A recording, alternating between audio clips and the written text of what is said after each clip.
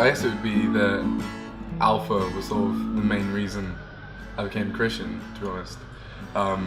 Because I'd sort of thought about it before. I was never raised as a Christian. I was pretty much an atheist for most of my life. A couple of my friends, Karen and Hannah, were like, come along to Alpha, you know, there's free food. So I was like, I'm sold, do you know what I mean?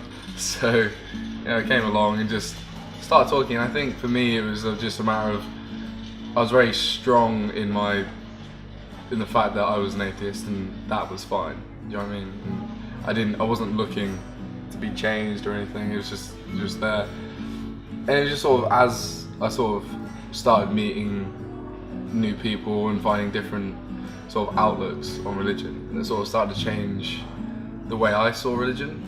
You know, it was a lot more free. It was a lot more about relationship with God rather than it being, you have to follow these rules.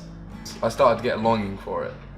You know, it wasn't like immediate. It was sort of like, you know what, I would really like this. I'd like to feel the way these people around me feel.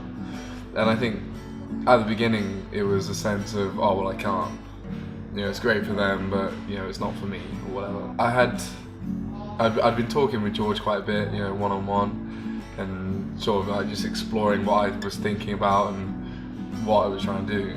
And I was on a walk with my friend Hannah after a service. I just felt this real compunction, this real need to pray. And it was the weirdest feeling because I never really wanted to pray before.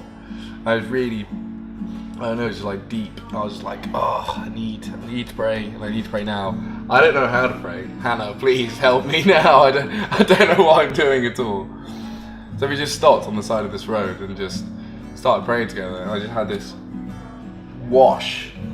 There's this wash of peace, because I've been worried about loads of stuff. Just this wash of calm, which I hadn't felt like in years, you know. And at the time, I was like, okay, well, nah, that was nothing. You know, that was just, you know, I got to speak about how I felt and, you know, talk to something or whatever. I didn't know what I believed then. But then, you know, I started thinking on it the next couple of days, and I was like, you know, that was the Holy Spirit. That wasn't just me feeling good. That was God coming and holding me. And you know what I mean? It was mind blowing. I didn't really understand it. And the next day, I was meeting up with George, and I went to go talk to him about it. And at that point, I was sort of like saying, okay, God, well, if you want me to believe in you, you know, and I think I do, give me proof. Because I'm sort of that kind of guy. Like I need to know, man. And I was just talking to George, and we prayed again. And he asked me to lay hands on me, and I've never had an issue with that, so I was like, yeah, sure. I'll be honest, I just thought he had sweaty hands to begin with. You know, like, I was like, oh, wow, he's got really, like, warm hands, like, on my shoulder. It's okay. So we were praying. And it just gets hotter and hotter.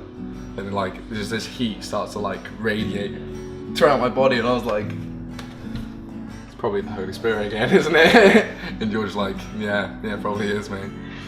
So I think from then, I just sort of took the leap. Do you know what I mean? I was like, you know, this isn't a matter of keep showing me stuff. Like God keeps showing me things, and it would be silly of me to ignore it.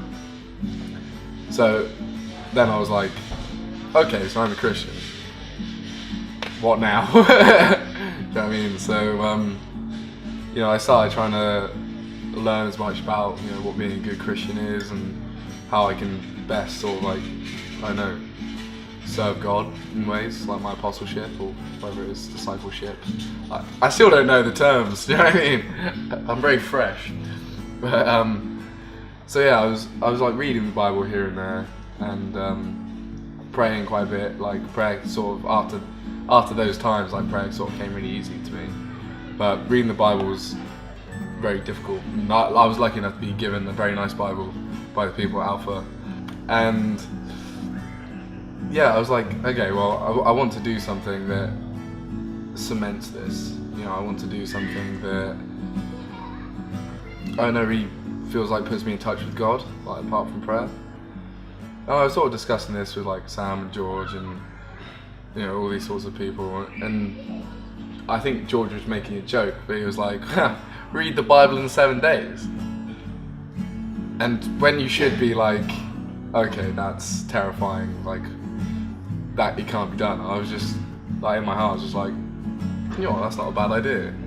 So, from that Sunday to Sunday, I read the Bible in 7 days. Cover to cover, Genesis through to Revelations, and yeah, it was a bit of a mad experience because I was reading 134 pages a day of Old Testament.